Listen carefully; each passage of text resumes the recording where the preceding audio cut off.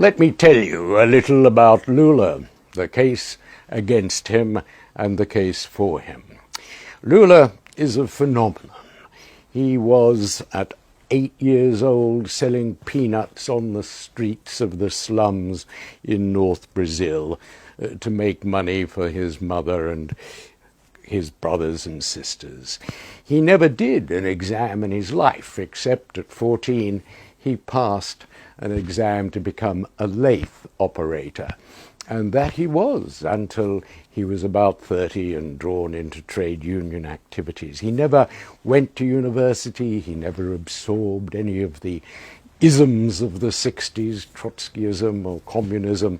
And I think that was probably one of his strengths as a trade union leader. He wasn't doctrinaire. His only concern was to get better conditions for the workers and to increase their human rights. And that was extraordinary in a country of 200 million people where poverty was to a very large extent endemic.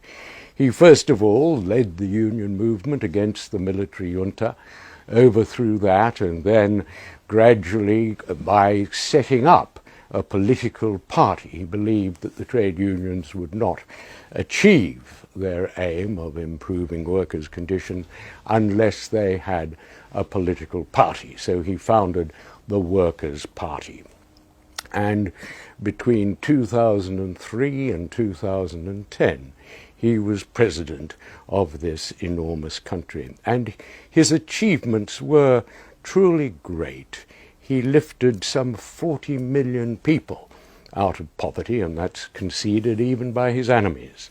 He developed programs that are still recommended by the UN today, the program of giving money to the wife in the family and not the husband, and make sure she kept it so long as she inoculated her children and sent them to school.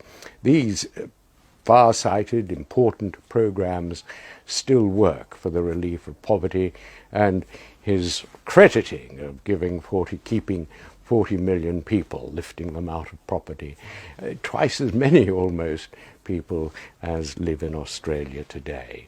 So that was one of his many achievements on the world stage. He opposed George W. Bush over Iraq, but nonetheless retained friendly relations on the whole with America. He was a wise and astute leader.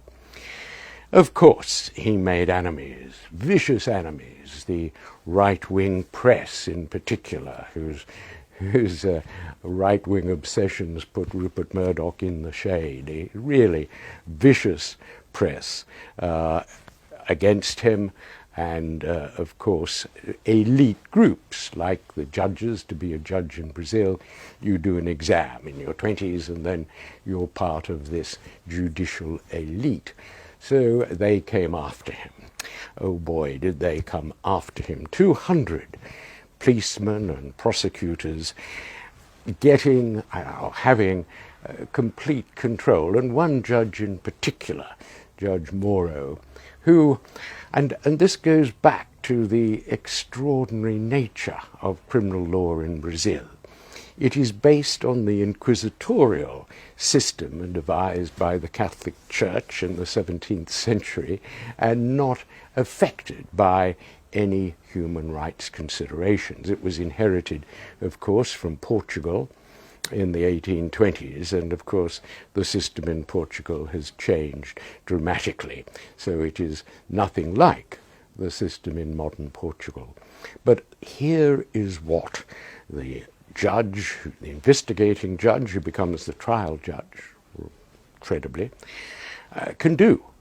First of all, once the judge has a case, he's entitled to keep suspects in prison for as long as he likes, until they confess. It's called pre-trial detention. It's a problem in a number of Latin American countries. Human rights bodies are condemning it all the time. But nonetheless, there is no right to bail.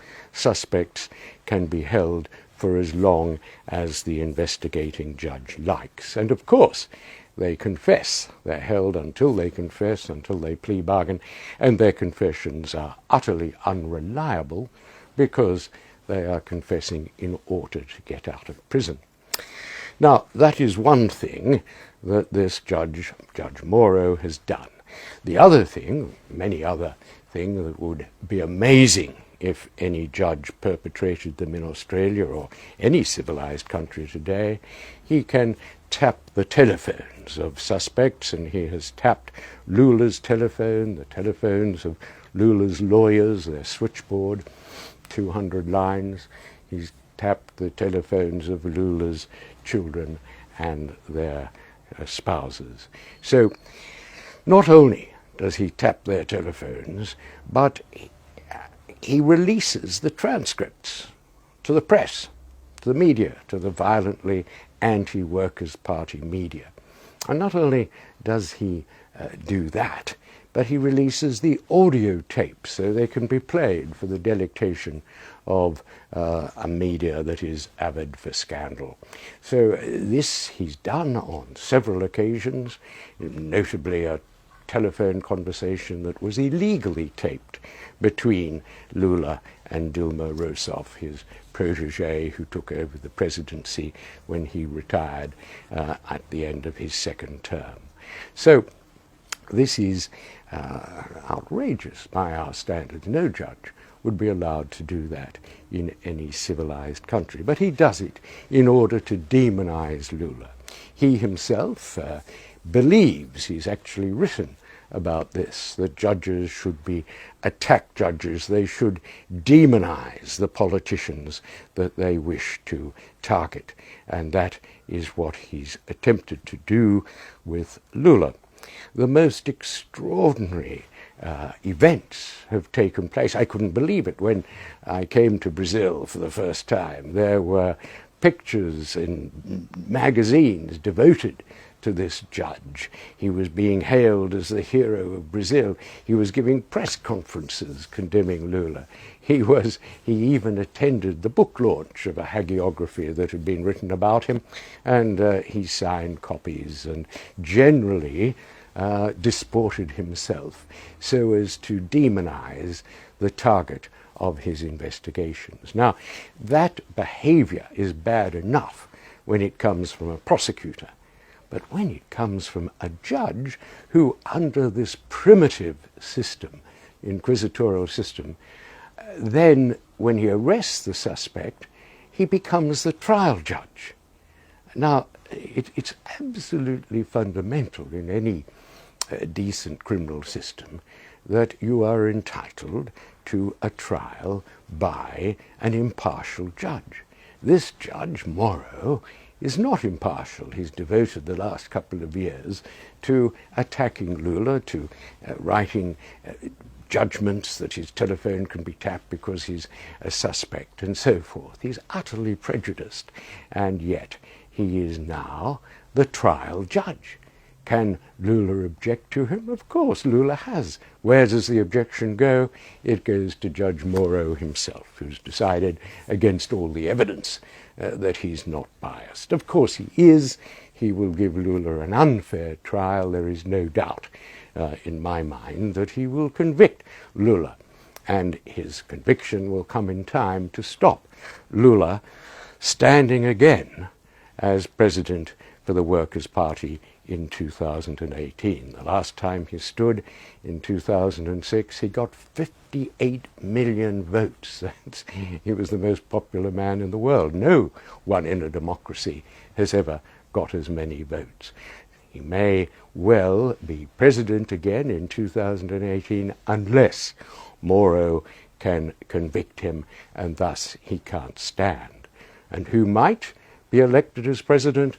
All the press say that Moro himself should stand and become president of Brazil. Moro has not denied this possibility. So we have the extraordinary situation where Lula, who has done very good things for people in Brazil and in the world, he's gone around the world explaining his policies for lifting people out of poverty, is really being persecuted, not prosecuted, persecuted by a judge taking advantage of this primitive system. And, oh boy, is he taking advantage. He gives press conferences whipping people up to demonstrate, demanding that Lula be put behind bars. He's like Donald Trump in relation to Hillary Clinton. He's encouraged demonstrations where they have Lula dolls, Lula balloons, effigies of Lula in prison clothes. And this, of course, is the result of media management by the extremely right-wing media monopoly, Globo, that exists in Brazil. So in all situations, it is a case of the most monstrous perversion of the rights of a defendant, the rights of a suspect locked up until they confess, the rights of a suspect not to have one's private conversations distributed for sensationalism in the media, and the right to be tried by an independent and impartial judge, which this particular judge is not. Of course, in order to prosecute political corruption, you have to do so both effectively, and that means you have to do it fairly. The charges against Lula, I've looked at them, there's nothing to them. There is nothing in the evidence that suggests that at any time in his presidency, Lula did a favor for anyone who subsequently paid him.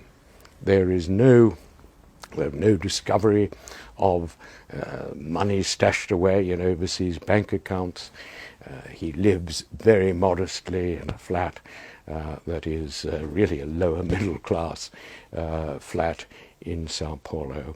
And there is no evidence yet discovered by the prosecution of any corruption as we would know it, no bribe that he's taken while he was president. Of course, he's not, despite his high position and the respect which one should have for him as a successful workers' politician, he has never pretended that he has any kind of immunity. He's always gone and answered police questions. But as I've looked at the evidence, there is really no evidence of corruption. There is evidence against others that while Lula was president, they, corrupt building cartel, did rip off the Petrobras, which was the national oil and gas company, but there is no direct connection to Lula. He was, of course, the president of a country with 200 million people.